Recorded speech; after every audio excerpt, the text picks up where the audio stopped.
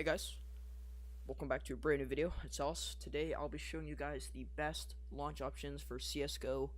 Whether you have a bad computer or a good computer and you just want to insert some launch options to improve your FPS, this is the way to go. So watch the full video for the best experience, and if you enjoy, like the video. But yeah, I'll be showing you guys what launch options to use. First, you want to download this file, and I'll explain that later. I'll show you guys how to insert them in case you've never done it before, and I'll show you some benchmarks. So yeah, hope you guys enjoy, and let's begin. Alright, so once you download the notepad file in the description, put it on your desktop and open it up, and you can see there's a list of launch options with a little description for each one. You could just read this, but I'm going to go through them just so you know what you're really putting into your launch options. So the first one is console. This doesn't really boost the FPS, but it's just convenient because the console automatically opens every time you run CSGO. You may not like that. I like that because I'm constantly changing stuff up in the console. Maybe you don't, I don't know. I just like having it on. You don't have to put it in. The second one is crucial because this is probably the biggest FPS booster for people. It's dash high. This sets the game to high priority, so the computer allows, your system allows more CPU, GPU, and RAM to be used, and allowed for CSGO to use, basically boosting the FPS by either a little or a lot depending on your system. The third one, dash no vid, this basically disables the intro video in when the game starts up. I don't like that. If you like that, that's fine, but it just gets annoying. It takes longer for the game to open. I just disable that. The fourth one, dash no joy, this disables joystick support, allowing more RAM to be used and more CPU to be used, because if you don't think about it, you probably wouldn't notice, but it does use a decent amount of RAM and CPU, allowing a joystick. The fifth one is dash threads, and this number is completely different for all of you. For me, it's 4 because I have a quad-core processor. Look up your processor, and if you have hyper-threading, then that number might be doubled depending on your CPU.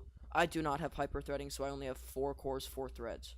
So do dash threads for, if you have a octa-core, I think that's what they're called, or an FX 8350, or a very nice Intel processor, then this might be an 8 or maybe a 6, but set that to the amount of cores you have, and it allows CSGO to use all those cores and threads, boosting your FPS.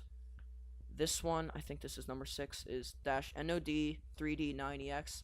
This speeds up alt-tab. It boosts the FPS a little, but whenever you're alt-tabbing or leaving full screen to do something on your desktop, you notice that it takes a while for CSGO to exit and for CSGO to enter. This will speed it up. I don't know what this stands for exactly, but yeah, it's pretty good. This third to last one is plus CL underscore force preload 1. This preloads all the maps and sounds, so it doesn't have to load it as the game is running, improving the FPS. The second to last one, plus mat underscore Q underscore mode 2. This sets the CPU to use multi-threaded mode, which just by the sounds of it, it's better. And it'll use more cores, use more threads, that stuff. Boost your FPS.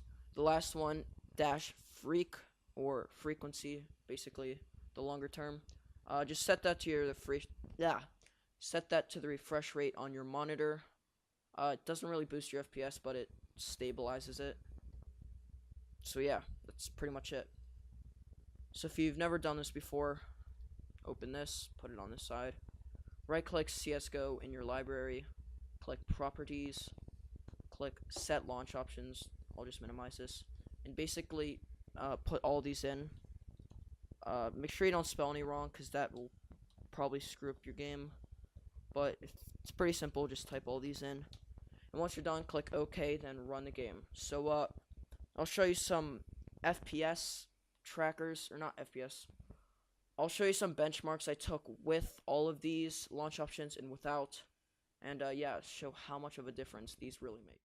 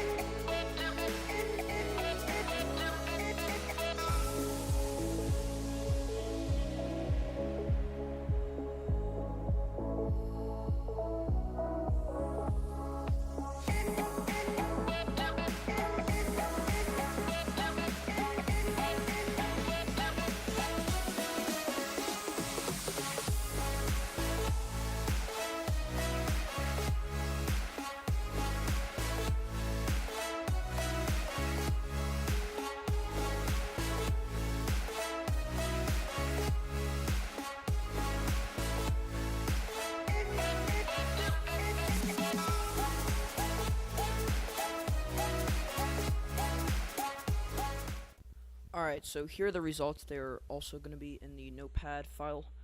With the launch options, I was recording, and I wasn't recording just because recording uses CPU and RAM, so that did affect the results, but I got about 80 to 160. I ran about 120 FPS, give or take 20 FPS. 80 was like the all-time low, 160 was like the all-time high. And without recording, the all-time low was 120, the all-time high was 220. I averaged about 180 FPS, but it dipped down and raised depending on the situation of the game. Without the launch options, I managed to get about 50 to 120 FPS. I ran about 80, but once again, depending on the situation of the game, such as like a huge gunfight at mid, I hit 50, but when I was standing still, I hit 120. And without recording, I got about 80 to 150, basically repeating what I just said, situation.